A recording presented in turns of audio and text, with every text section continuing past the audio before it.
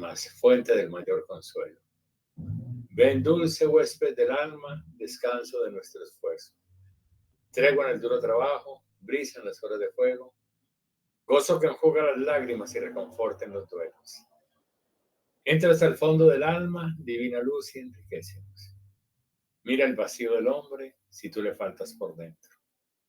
Mira el poder del pecado cuando no envías tu aliento.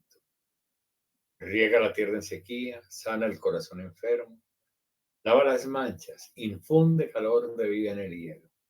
Doma el espíritu indómito, guía al que tuerce el sendero. Reparte tus 7 dones según la fe de tus siervos. Por tu bondad y tu gracia, dale al esfuerzo su mérito. Salva al que busca salvarse y danos tu gozo eterno. Amén. El Padre, del Hijo, del Espíritu Santo. Mire, los últimos momentos que hemos visto del Señor, después de aquel conflicto que presentó al entrar a Jerusalén, y muy especialmente al templo, que entra como rey, expulsa a los mercaderes y se le vino la plana mayor encima. Absolutamente todo el Sanedrín, que con qué autoridad había hecho eso. Y ya recordamos que eso fue algo que hizo Jesús con una gravedad tan grande que se exponía a la muerte. Porque él era hijo de carpintero, campesino de Nazaret, y lo que hizo, si él no tiene autoridad divina, era una gran profanación. Y por eso vinieron a preguntarle con qué autoridad. Y Jesús no les contestó directamente, sino que les preguntó sobre Juan Bautista, cuál es la autoridad de Juan Bautista, él era de Dios o de los hombres, y todos en plano dijeron, no sabemos. Los cogió cortico, no sabemos. Pero quedaron en evidencia ante todo el pueblo de Israel que los sumos sacerdotes, los grandes dirigentes intelectuales, o sea, diríamos los teólogos, ¿cierto? Y los dirigentes de la comunidad no sabían si una persona venía de Dios o no. Entonces les digo, pues yo tampoco les cuento con qué autoridad dice esto y punto. Los dejo así, humillados y con la boca callada. Entonces después él mismo con una parábola les dijo, el dueño de la viña la entregó a unos hombres que empezaron a robarle, mandó unos, los mataron, mandó otros, los mataron, dijo, lo último mandaré a mi hijo, enviaré a mi hijo, porque a él lo respetarán. Y en esa parábola, de una manera velada, está respondiendo con qué autoridad lo hace. Él es el hijo del dueño, él es el hijo de Dios y Dios es el dueño de la viña. O sea, sí les contestó con qué autoridad, pero de una manera velada. Ellos se dieron cuenta que la parábola era por él, por ellos, ¿cierto? Y entonces no pudieron hacerle nada por miedo a la gente, se fueron a deliberar y entonces empezaron a atacar, que si había que pagar tributo al César o no, es decir, al cogerlo cortico a ver por qué motivo lo podían matar, ¿cierto? Pero Jesús se dio cuenta que no encontraron ningún motivo, no fueron capaces, pero que la decisión ya la habían tomado de matarlo. Y entonces prepara las cosas, prepara su muerte, ya la prepara. Y entonces lo primero que hace es la cena con los discípulos. Una cena que fue totalmente a escondidas, clandestina, ¿cierto? En un segundo piso, que le dice a los discípulos, sigan a un hombre que lleva un cántaro, donde él llegue, entren, hablen con el dueño, suban a un segundo piso. Es decir, una cosa, dijéramos, con la propiedad de algo que es a escondidas, clandestino. Y fue en un segundo piso donde celebraron la primera Eucaristía, la última cena del Señor. De ahí ya saldrá Jesús con los discípulos, cantan los salmos y se va al huerto de los olivos. Él iba con frecuencia a ese sitio, camino a Betania. Ustedes recuerdan que él iba y venía a Betania, iba y venía a Betania. Y por eso Judas sabía dónde encontrarlo, porque Judas sabía dónde pasaba la noche, él, en Betania. Y entonces se fueron y llegaron allá en el momento del huerto de los olivos, ¿cierto? Y lo cogieron prisionero. Pero primero tenemos aquella oración ya humilde de Jesús, donde él ya con la muerte encima expresó ese temor, ese miedo impresionante a la muerte y al mismo tiempo la tristeza de que el pueblo no lo hubiera cogido. ¿Cierto? Entonces le dije, Señor, si es posible, aparta de mí este cáliz, pero que no se haga mi voluntad sino la tuya. Es una oración extremadamente humilde, porque Jesús quería retirarse, pero acogió la voluntad del Padre. Luego entonces lo cogerán preso, viene Judas y lo besa, ¿cierto? Y uno de los discípulos coge un arma y le corta la oreja a uno de los captores. Y conversamos la semana pasada que el Señor se quedó silencioso ante Judas y silencioso ante su discípulo que estaba armado. Cada evangelio trata esto distinto, pero no vamos a analizar en detalle. Simplemente que Jesús ya se puso en manos de sus enemigos, ¿cierto? Y lo llevaron prisionero. Y ahí terminamos la reflexión. Se nos dice, y nos dice Marcos, que cuando lo cogieron prisionero, los discípulos huyeron y un muchacho huyó desnudo. Y no se sabe quién era ese muchacho. Algunos dicen que será el mismo Marcos. Vamos entonces a continuar en el capítulo 14, versículo 53, que ya es cuando llevan a Jesús a juzgar. Pero recordemos una cosa y que no se nos olvide. La cena se hizo por la noche. Después de la cena, él se fue a orar al Monte de los Olivos y fue por la noche que llegaron hasta con antorchas a cogerlo prisionero. O sea, lo cogieron prisionero de noche y lo cogen prisionero y lo llevaron a la casa del sumo sacerdote. Y el juicio que le hicieron a Jesús fue por la noche. Cualquier juzgado trabaja de día y por la noche duermen, pero hicieron un juicio absolutamente a escondidas del pueblo. El pueblo no sabía que estaban juzgando a Jesús. Todo el mundo dejó a dormir.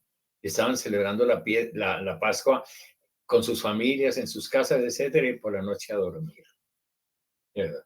Y en cambio aquí a este lo llevaron a escondidas, en secreto, porque lo cogieron por ahí en el monte y lo llevaron a la casa de el sumo sacerdote. Leamos rápidamente el versículo 53 del capítulo 14.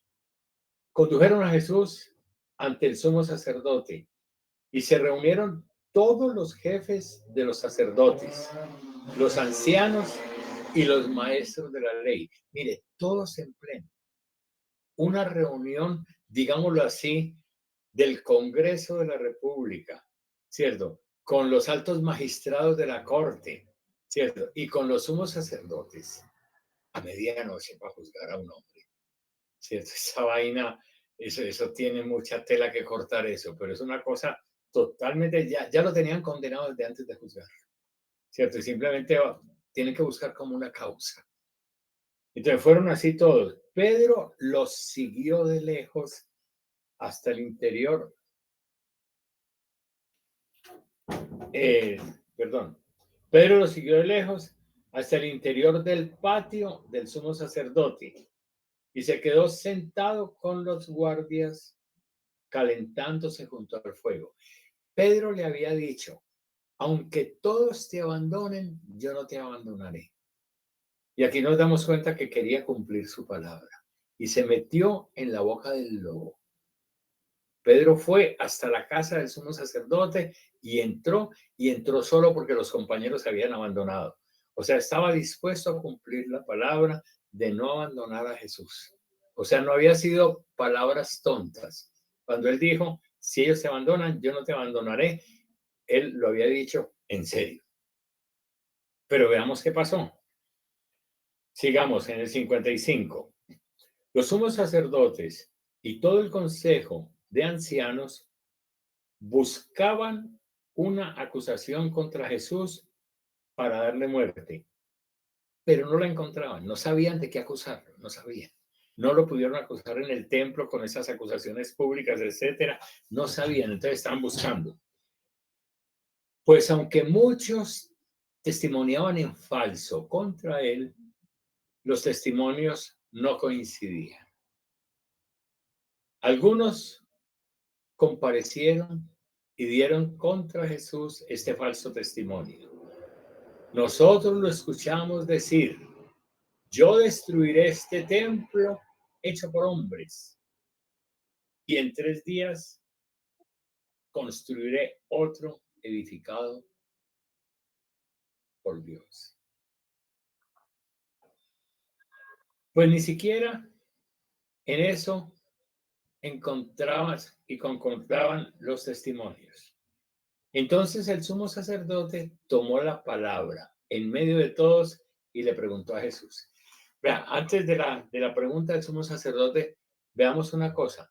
Ellos están utilizando una expresión que dijo Jesús al expulsar a los mercaderes del templo, pero esa no la leímos nosotros en Marcos, ni está en Mateo ni en Lucas. Esa está en San Juan. San Juan, cuando habla de la expulsión de los mercaderes del templo, dice: destruyan este templo, y en 3 días lo reconstruiré. En cambio, aquí están diciendo: yo destruiré este templo y en 3 días lo reconstruiré. O sea, hay una falsificación. Y en Judas, perdón, en el reino, en el Evangelio de Juan, cuando Jesús dice destruyan este templo, se está refiriendo a su propio cuerpo.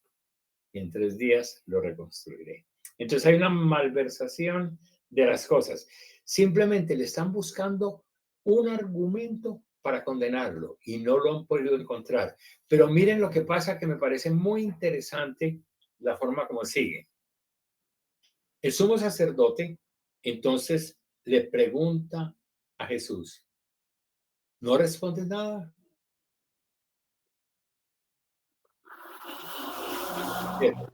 ¿De qué es todo esto que te están acusando? Pero Jesús callaba. Y le preguntaron: ¿eres tú el Mesías, el Hijo del Dios bendito?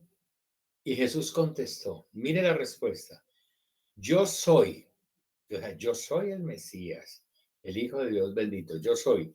Y verán al Hijo del Hombre sentado a la derecha del Todopoderoso, que vendrá por las nubes del cielo. Esa es la respuesta de Jesús. Verán al Hijo del Hombre a la derecha del Todopoderoso, que viene en las nubes del cielo. Y entonces ellos se rasgan las vestiduras y dicen: ¿qué necesidad tenemos ya de testigos? ¿Han oído la blasfemia? ¿Qué les parece? Y todos dijeron: es digno de muerte. Entonces, mire, Jesús les puso en bandeja de plata un motivo para que lo mataran. Ellos estaban buscando cualquier motivo y no encontraban ni por acá, ni por acá, ni por allá, ni por allá, ni por testigos, no encontraban. Y entonces cuando le preguntan a Jesús, Jesús les dio una respuesta y Jesús sabía que con esa respuesta ya ellos tendrían un motivo para condenarlo. ¿Cuál fue la respuesta? Volvámosla a repetir. Yo soy el Mesías, y verán al Hijo del Hombre sentado a la derecha del Todopoderoso, y que vendrá entre las nubes del cielo. O sea, él se puso a sí mismo a la derecha del Padre. Y ese es el puesto que le corresponde. Ese es el sitio que tenía antes de la encarnación. Pero claro, dijeron blasfemia, se puso igual a Dios, etc. Y Jesús sabía que con esas palabras lo iban a condenar. Entonces lo condenaron por lo que él dijo, no por falsos testimonios. Sería muy triste que Jesús hubiera terminado crucificado por falsos testimonios. No, él fue crucificado por lo que dijo, por lo que es él y por lo que él se mantuvo en la verdad hasta el final. ¿Cierto? O sea, él sabía que iban a entrar con la muerte y les puso el argumento definitivo, aún recordando que horas antes había estado pidiéndole al Señor que, si era posible, apartara de él ese cáliz. O sea, el miedo probablemente todavía lo tenía, pero la decisión cierta de hacer las cosas según el querer de Dios permanecía. Y dijo eso sabiendo que por esas palabras lo condenaría. Perdón, ¿este argumento queda claro o no? ¿O ha sido redundante? ¿Queda claro? Perfecto. Está Bueno, claro. entonces sigamos. Yo quería enfatizar eso, que el mismo Jesús les puso el argumento en bandeja de plata, ¿cierto? Para que encontraran el motivo para condenarlo. ¿Cierto? Y entonces ahí empezaron ya a humillarlo y a tontarlo cuando ellos dijeron: ¿qué les parece? ¿Qué hacemos con él? Y todos dijeron: que muera, merece la muerte. Entonces algunos comenzaron ya a escupirlo, le tapaban la cara y le daban bofetadas, y le preguntaban, ¿quién fue? Adivina. Y también los guardias lo golpeaban. Ya desde que los sumos sacerdotes y el Sanedrín completo tomaron la decisión de acabarlo, como que él perdía los derechos humanos. Ya empezaron a humillarlo, a maltratarlo, a escupirlo. Ya como que no tenía ningún derecho humano que le justificara que lo respetaran. Eso es una característica que existía y que sigue existiendo ahora. Veamos lo de la negación de Pedro. Mientras Pedro estaba abajo en el patio, llegó una de las criadas del sumo sacerdote, es una empleada del servicio. Y al ver a Pedro calentándose junto al fuego, se quedó mirándolo y le dijo, también tú estabas con Jesús, el de Nazaret. Pedro lo negó diciendo, no, no, no, yo no entiendo de qué me hablas. Salió a la puerta de la casa y cantó un gallo. Lo vio de nuevo la criada y otra vez se puso a decir a los que estaban allí, este es uno de ellos, ¿cierto? Y Pedro lo negó de nuevo. Pero después también otros dijeron a Pedro, no hay duda, tú eres uno de ellos, pues eres Galileo. Y él comenzó entonces a maldecir y a jurar, no conozco a este hombre. Mire al punto que llegó él. No conozco a este hombre. El miedo lo derrotó. Lo derrotó absolutamente enfrentándose a empleadas del servicio y a gente del vulgo. Jesús se estaba enfrentando a las autoridades y dio el motivo para morir. Y ante las empleadas, no tuvo coraje y negó a Jesús. Esa es la historia nuestra. Esa es la historia nuestra. La historia nuestra no es muy distinta que la que nos está mostrando Pedro. No conozco a este hombre del que me habla. Enseguida cantó el gallo por segunda vez. Pedro se acordó de lo que le había dicho Jesús antes de que cante el gallo. 2 veces tú me habrás negado. Y se puso a llorar. Él quería respaldar a Jesús hasta el final, pero su debilidad no lo dejó, se dio cuenta y empezó a llorar. No hay ningún tipo de maldad en él, una incapacidad, una debilidad que no le permitió mantener lo que él quería, de ser testigo fiel. Es interesante mirar esas cosas. Había ido hasta la casa, se había metido, pero a la voz de la verdad no fue capaz. Yo creo que esa es la historia de nosotros en muchos momentos de la vida. Pasemos al capítulo 15. Muy de madrugada, o sea, todo esto ha pasado por la noche. Muy de madrugada, se reunieron a deliberar los jefes de los sacerdotes junto con los ancianos, los maestros de la ley y todo el consejo de ancianos. Y luego llevaron a Jesús atado y se lo entregaron a Pilato. Entonces, mire una cosa, hicieron una reunión, después de eso que pasó con Jesús, hicieron una reunión entre todos, armaron la estrategia y se lo llevaron a Pilato de madrugada. Y se lo llevaron diciendo, ¿cierto? Pilato dijo, Pilato les preguntó, ¿eres tú el rey de los judíos? Y Jesús le contestó, tú lo dices. Los jefes de los sacerdotes lo acusaban de muchas cosas. Pilato lo interrogó de nuevo diciendo, no respondes nada. Mira de cuántas cosas te acusan. Pero Jesús no respondió nada más. De modo que Pilato se quedó extrañado.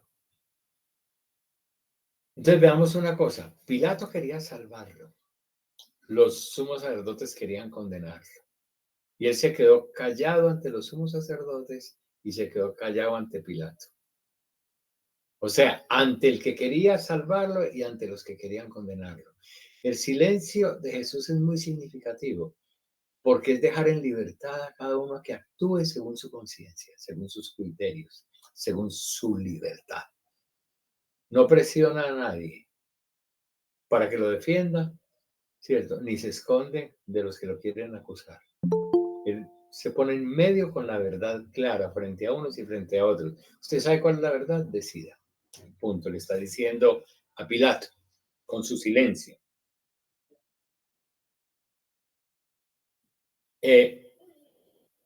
Por la fiesta de la Pascua, Pilato les concedía la libertad de un preso, el que ellos le pidieran. Tenía encarcelado a un tal Barrabás, con los revoltosos que habían cometido un asesinato en una rebelión. Entonces nos damos cuenta que había también rebeliones, revueltas armadas en Israel y en muchas partes contra el Imperio Romano. Y entonces cuando cogían a revoltosos, ¿cierto? Era para crucificarlos. O sea, Barrabás era candidato para la cruz.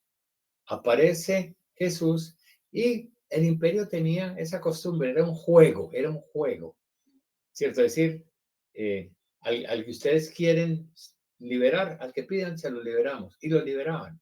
Pero después empezaron a perseguirlo otra vez. Era jugando con él y jugando con el pueblo. Pero la gente tuvo en sus manos votar por la libertad de Barrabás o por la libertad de Jesús. Eso estuvo en las manos del pueblo, hacer esa votación. Cuando, a ver, cuando llegó la gente, comenzó a pedir lo que solía concederles. Pilato les preguntó, ¿quieren que les suelte al rey de los judíos? Pues sabía que los jefes de los sacerdotes lo habían entregado por envidia. Pilato no cayó en la trampa de creerles, pero se comprometió. Los jefes de los sacerdotes incitaron a la gente para que le soltara a Barrabás. Mire lo que nos está diciendo, los sumos sacerdotes incitaron a la gente. Nosotros a veces tenemos una confusión enorme y que creemos que la gente que el domingo de Ramos lo aclamó, Hosana al Hijo de David, Hosana al Reino de Dios que viene, y que le puso los mantos y que lo aclamó con ramos, que son los mismos que a los días pidieron la crucifixión. Eso es un error de interpretación.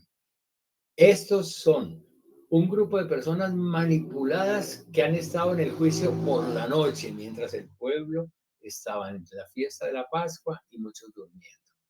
Recordemos que es un juicio apenas amaneciendo. El pueblo que había aclamado a Jesús estarían por ahí durmiendo. Y recordemos lo que habían dicho en el templo. No vamos a coger a Jesús porque tenían miedo al pueblo que creía en él. ¿Cierto? Entonces, buscaron una estrategia con la tradición, lo cogieron de noche, lo juzgaron de noche y al amanecer, ¿cierto? Se lo entregaron a Pilato. Eso es para que nos vamos ubicando históricamente en el momento, ¿no?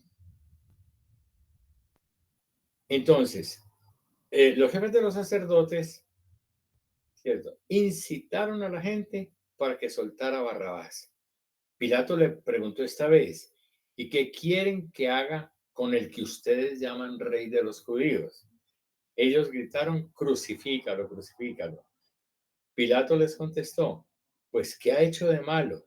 Pero ellos gritaban todavía más fuerte, crucifícalo. No tienen argumentos. Así como es bueno decir en nuestro país en este momento, a los que no son del mismo color político, de A o de B, rojos, verdes, amarillos, lo que sea, critican a los otros con insultos, con insultos, con insultos, pero por lo general sin argumentos de peso.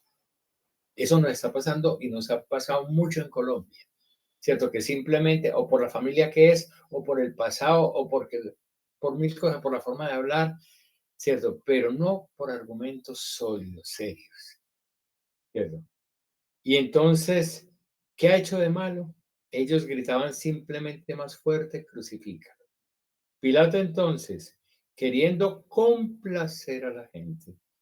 O sea, sabiendo que no era una cosa recta, que no era una cosa honesta. Queriendo complacer a la gente, le soltó a Barrabás y entregó a Jesús para que lo azotaran y después lo crucificaran. Entonces, mire la cosa, lo entregó para que lo azotaran y después lo crucificaran. Y vamos a leer aquí esto que voy a leer ahora, ya estaba comentado en el segundo curso que fue preparación a la Semana Santa. O sea, que yo les dije que ahí en el segundo curso entraban esto. Lo que viene aquí estaba en ese curso. Los soldados lo llevaron al interior del palacio, o sea, al pretorio, y llamaron a toda la tropa. Mire lo que hicieron los soldados, llamaron a toda la tropa. Lo vistieron con un manto rojo y trenzando una corona de espinas, se la pusieron. Eso no formaba parte de la orden de Pilato. Pilato había dicho, lo azotan y lo crucifican. Pero estos ya empezaron a aumentar la tortura. ¿Cierto? Llaman a toda la tropa y lo convirtieron en un muñeco, en un juguete, para gozar con él. ¿Cierto? Y le pusieron una corona de espinas. Después comenzaron a saludarlo diciendo, salve rey de los judíos. Lo golpeaban en la cabeza con una vara, lo escupían y poniéndose de rodillas le rendían homenaje. Después de burlarse de él, le quitaron el manto rojo, lo vistieron con sus ropas y lo sacaron para crucificarlo. Marcos cuenta esto de una manera muy interesante. Marcos no cuenta que lo azotaron. Está la orden de que lo azoten, pero Marcos no cuenta que lo azotaron. Lo que cuenta fue las cosas que hicieron extras, que no pertenecían a la orden de Pilato. La corona de espina, el manto, se arrodillaron, lo escupieron, lo maltrataron de mil maneras, lo humillaron de mil maneras. Y se ve que lo golpearon muy duro, porque mire lo que viene. Ojo lo que viene, ¿cierto? Nos acaban de decir, ¿cierto? Lo vistieron con sus ropas, o sea, le quitaron el manto, le volvieron a poner su ropa y lo sacaron para crucificarlo. Así terminamos en el versículo 20, ¿cierto? Y ya en el 21 que nos dice, a un tal Simón, natural de Cirene, ¿cierto? El padre de Alejandro y de Rufo, que al regresar del campo pasaba por allí, lo obligaron a llevar la cruz de Jesús. Lo obligaron. Mire, estamos en lo que ordinariamente llamamos nosotros comenzando el Vía Crucis. O sea, le cargaron la cruz, ¿cierto? Nosotros tenemos como las 14 estaciones, pero miremos la que tenemos aquí. Lo cogieron y lo forzaron a cargar la cruz. Eso no fue generosidad de Cirineo, no fue generosidad de él, lo obligaron. Pero aquí se dice muy claramente que ese Simón de Cirene era el papá de Alejandro y de Rufo. Eso quiere decir que las personas que están leyendo el Evangelio, cuando Marcos escribe, conocen a Alejandro y a Rufo, los hijos del Cirineo. Y por eso les dije, es que cogieron al tal Simón, que es el papá de estos muchachos que conocemos nosotros, Alejandro y Rufo. ¿Eso nos queda claro o no? ¿Cierto? Y entonces eso nos muestra que la historia del Cirineo no terminó ahí, sino que después él y su familia formaron parte de la comunidad cristiana. Eso ya no lo relatan, pero uno le va siguiendo el hilo, ¿cierto? A todo el proceso que hubo desde que Cirineo cargó la cruz y la forma como se evangelizó la comunidad de Antioquía y alrededor, y uno se da cuenta que la familia de el Cirineo estaba metida en ese proceso. O sea que es muy bonito lo que pasó con el Cirineo. Pero lo obligaron a llevar la cruz de Jesús.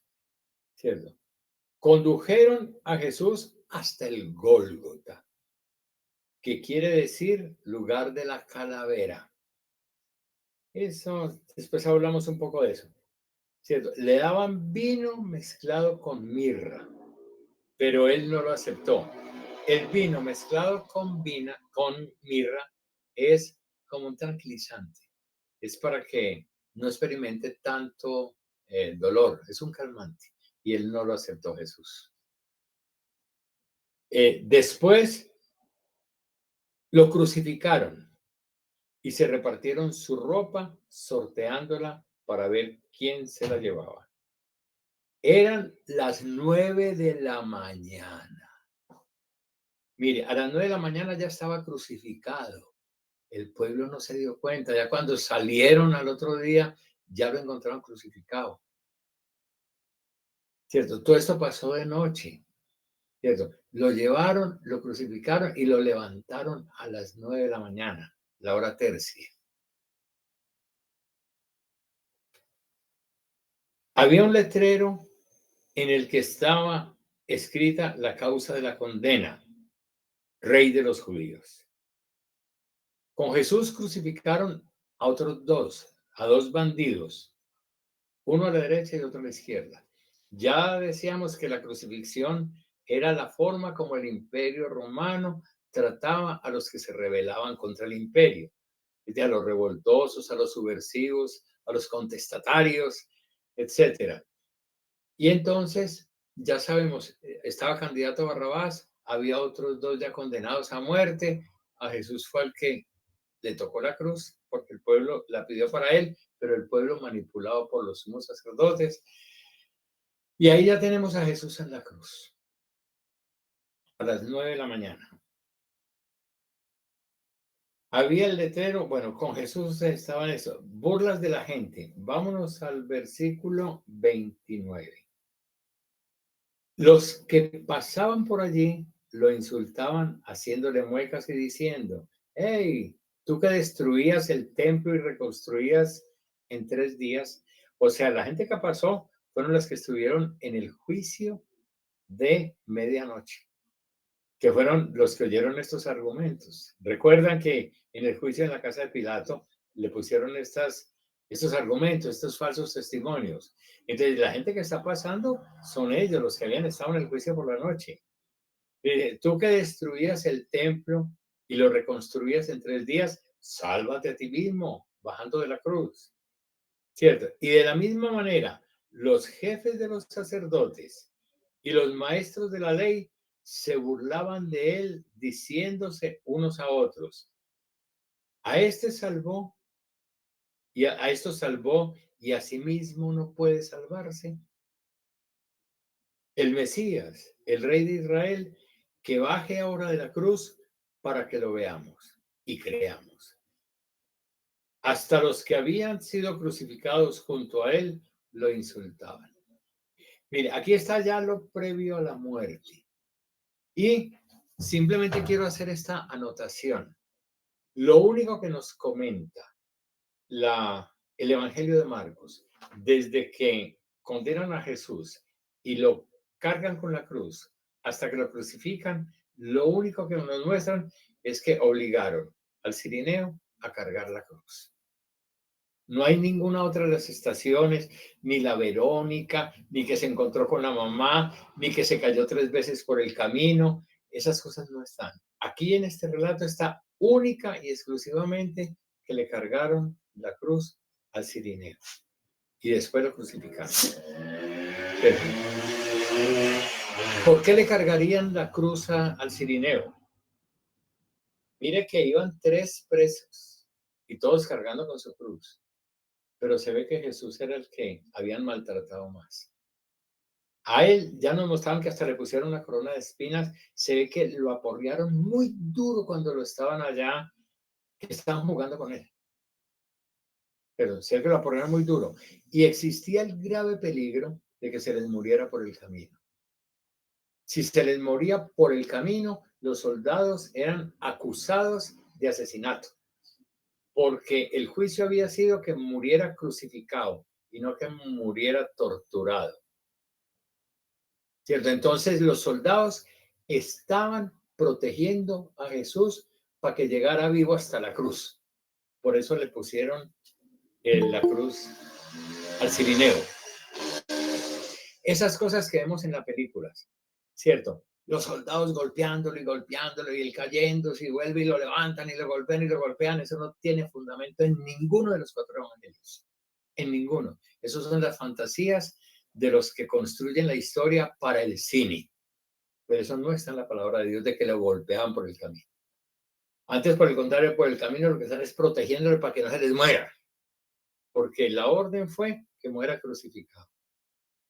Y yo creo que aquí vimos que el relato, desde que salió de la casa de Pilato hasta la cruz, fue una cosita muy sencilla. No había una gran procesión viendo ahí, siguiéndolo y viéndolo. No, eso fue a escondidas de todo el mundo.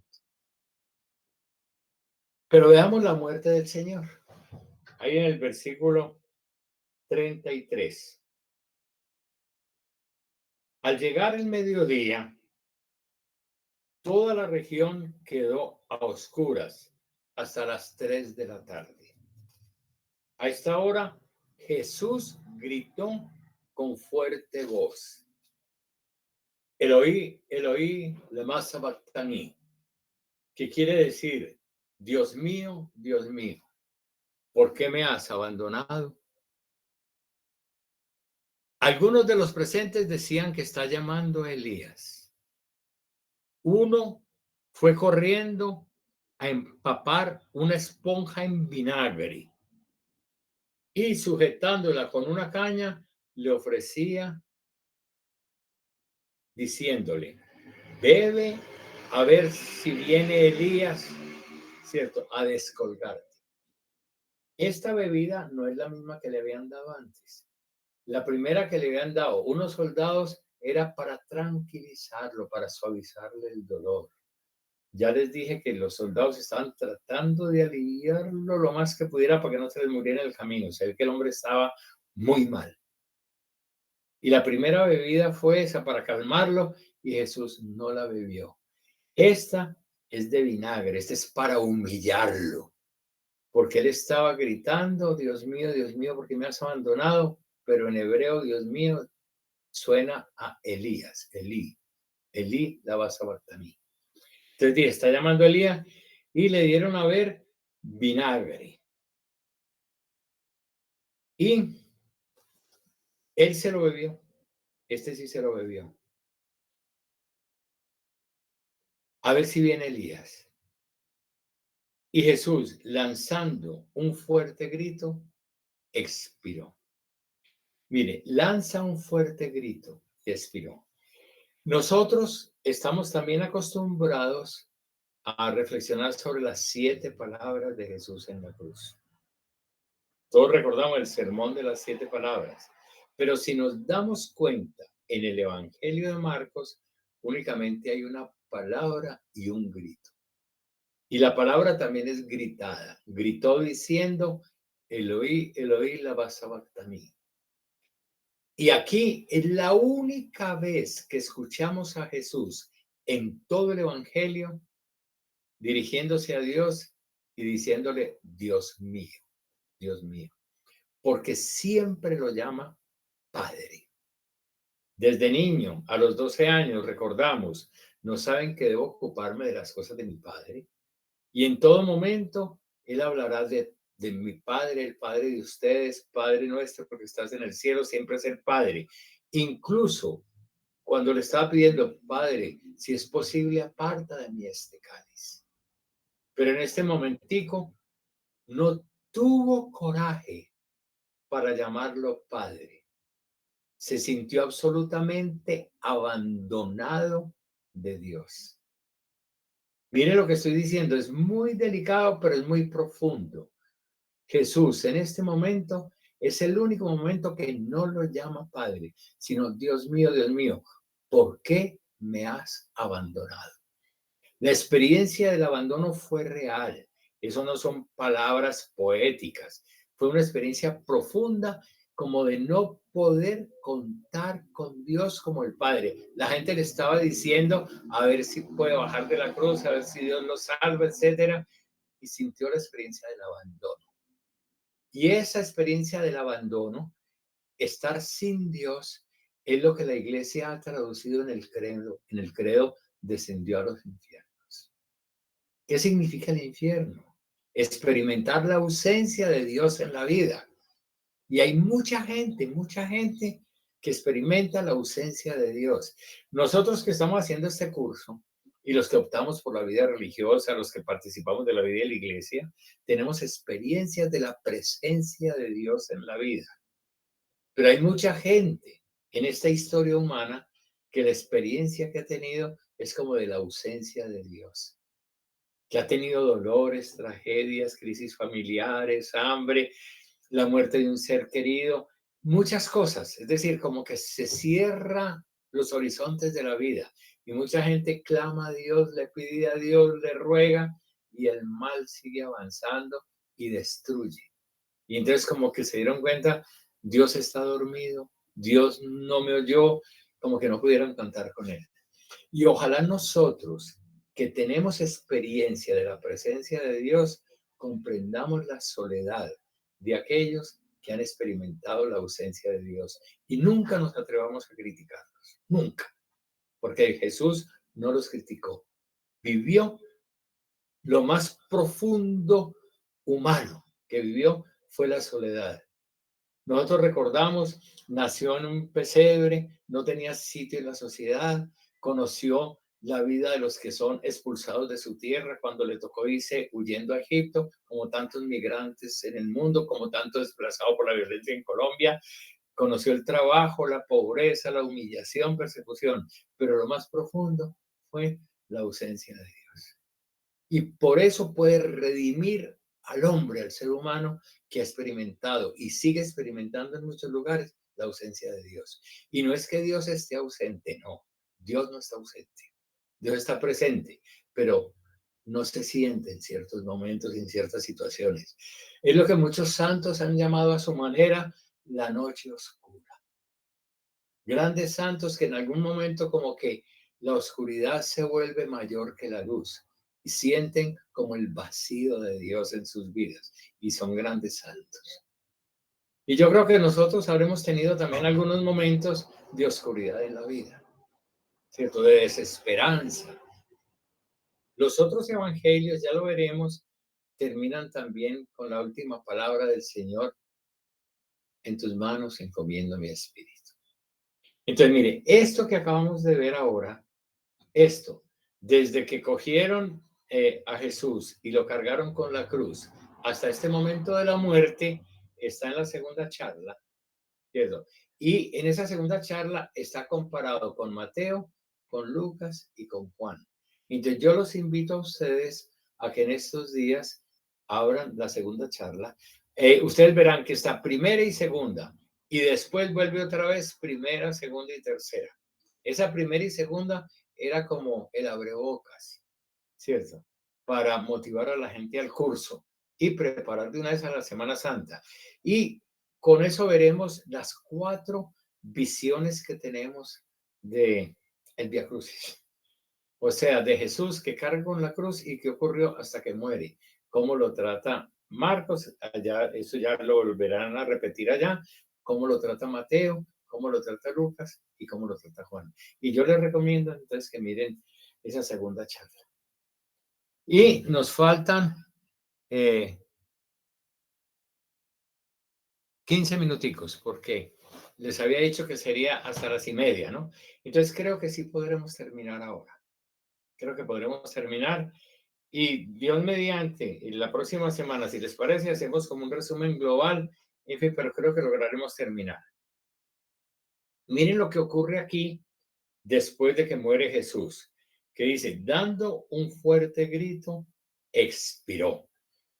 Lo del grito es muy importante, porque en el Antiguo Testamento, cuando los esclavos que ya llevaban 400 años en Egipto, esclavos en Egipto, dice que gritaron a Dios con un grito que salía desde lo más profundo de su esclavitud y que ese grito llegó a los oídos de Dios. Y Dios miró oyó y reconoció. Conoció. Entonces, el grito es lo más profundo que tiene un ser humano que nadie se lo puede quitar. A los pobres le podrán quitar la casa, les podrán quitar la familia, les podrán matar parientes, les podrán quitar lo que sea, los podrán torturar, pero nunca les podrán quitar el derecho de gritarle a Dios. Eso les pertenece como algo propio. Eso nos pertenece a todos. El derecho de gritarle a Dios. Uno a veces oye a gente gritándole a Dios y les parece que está blasfemando. No, tenga paciencia, que Dios es bueno, que tal cosa. Hay que respetar mucho el grito del pobre. Hay que respetar mucho porque cuando el pobre grita es que tiene motivos para gritar. Y cuando digo el pobre es el enfermo, es el encarcelado, es el humillado, es el que le tocó salir de su tierra. Hay muchas clases de pobreza. Pero cuando un pobre le esté gritando a Dios con respeto, escuchemos. Dios escucha el clamor del pueblo y así murió Jesús gritando. Dice a continuación, estamos en el versículo 30, 38. Este libro tiene los versículos muy chiquiticos, no se ve casi. La cortina del templo se rasgó en dos de arriba abajo. Apenas muere el Señor, se rasga la cortina del templo. ¿Cierto? ¿Qué significa eso? Recordemos que él, al expulsar a los mercaderes, ¿cierto? Dijo, nadie más comerá fruto de ti, con aquel gesto de la maldición a la higuera, ¿cierto? Y entonces, al rasgarse el velo, hay que conocer algo del templo, pero aquí les explico una cosa pequeña, ¿cierto? El templo de Jerusalén tenía como muchos atrios. La parte más lejana, donde llegaban los extranjeros, ellos no podían entrar al templo, ellos quedaban en las afueras del muro. Luego estaba el patio de las mujeres, luego el patio de los hombres, luego el de los sacerdotes comunes, donde hacían los sacrificios de animales, de holocaustos, corderos, palomas, etcétera, ¿cierto? Luego estaba el otro que era más íntimo, y lo más íntimo, lo más íntimo, lo más pequeñito, era lo que llamaban el Santo de los Santos, ¿cierto? Y en ese lugar, ¿cierto? En ese lugar antiguamente estaba el Arca de la Alianza con el rollo de los 10 mandamientos, estaba como lo más íntimo, y decían, ahí está Dios. Y había una cortina, y esa cortina siempre permanecía cerrada, y una sola vez al año el sumo sacerdote entraba ahí el día de la expiación y podía llamar a Dios por su nombre, Yahvé. ¿Cierto? Era un día muy especial el sumo sacerdote, pero el pueblo estaba siempre lejos, como que había una cortina que separaba a Dios de todo el pueblo. ¿Cierto? Y entonces muy bonito que muere Jesús en las afueras de Jerusalén y se rompe la cortina. Quiere decir que liberaron a Dios de la cárcel en la que lo tenían preso los maestros de la ley, los sacerdotes y todos los teólogos. Tenían prisionero a Jesús, ¿cierto? Y ese era el robo que le había hecho al pueblo. Y entonces es muy bonito el signo que muere Jesús y se rompe el velo. Es decir, ahora la gente podrá contemplar a Jesús, perdón, podrá contemplar a Dios cara a cara mirando a Jesús en las afueras. Y mire lo que sigue. Leamos lo que sigue. El oficial romano que estaba al frente de Jesús, al ver que había expirado de aquella manera, dijo, verdaderamente este hombre era hijo de Dios. Mire, un extranjero al morir reconoce a Jesús. Se rompió el velo del templo y y Dios salió a la calle. Y entonces un extranjero lo reconoce. Es una forma un poco ridícula de contar las cosas, ¿cierto? Que salió a la calle el Señor, pero ya la humanidad entera puede encontrar a Jesús, ¿cierto? Puede encontrar a Dios, el rostro humano de Dios en Jesús de Nazaret. Ese es el título que yo he querido ponerle a este curso. Jesús de Nazaret, el rostro humano de Dios. Y lo encontraban en un crucificado, en un humillado, en un hombre que se sintió abandonado de Dios. Los discípulos lo abandonaron, ¿cierto? Y lo reconocerá un extranjero. Y voy a terminar lo que falta antes de la sepultura. Rapidito. Dice así. Algunas mujeres contemplaban la escena desde lejos. Entre ellas, María Magdalena, María la madre de Santiago, el menor, y de José, y Salomé, que habían seguido a Jesús y lo habían asistido cuando estaba en Galilea. Había además otras muchas que habían subido con él a Jerusalén. Entonces, miremos. Y no, y de todas maneras, dentro de esos días tenemos que seguir. Lo que falta es muy bonito y no podemos correr ya. Pero mire que están cambiando los protagonistas. En todo el Evangelio era Jesús con los 12 y otras cuantas personas que lo seguían. Esta gente lo abandonó y ahora aparece gente nueva. El centurión, que es un extranjero, el que lo está condenando, el que está cumpliendo la orden de condenarlo a muerte, el jefe de la patrulla que lo está matando. Y dice, este es el Hijo de Dios. Y luego aparecen unas mujeres de las cuales no nos han dicho ni una sola palabra en todo el Evangelio, pero aparecen como las grandes protagonistas desde ahora hasta que termine el Evangelio. O sea, las protagonistas van a ser ellas, las verdaderas protagonistas del Evangelio. Los otros fueron protagonistas en la preparación, en el camino, y no aceptaban el camino de Jesús. Jesús hablando de cruz y ellos pensando en primeros puestos y una cantidad de cosas. Pero aquí aparecieron las que realmente fueron fieles, las mujeres. Bueno, terminemos aquí. Y bueno, quedan citados dentro de 8 días. Pensé en un momentico que iba a poder terminar, pero no. Nos queda este poquito y unos cuantos versículos. El capítulo 16 es muy cortico. Gloria al Padre, al Hijo y al Espíritu Santo, como era en el principio, ahora y siempre, por los siglos de los siglos. Siglos de los siglos. Amén. Entonces, bueno, ya terminaremos dentro de 8 días. De todas maneras, voy a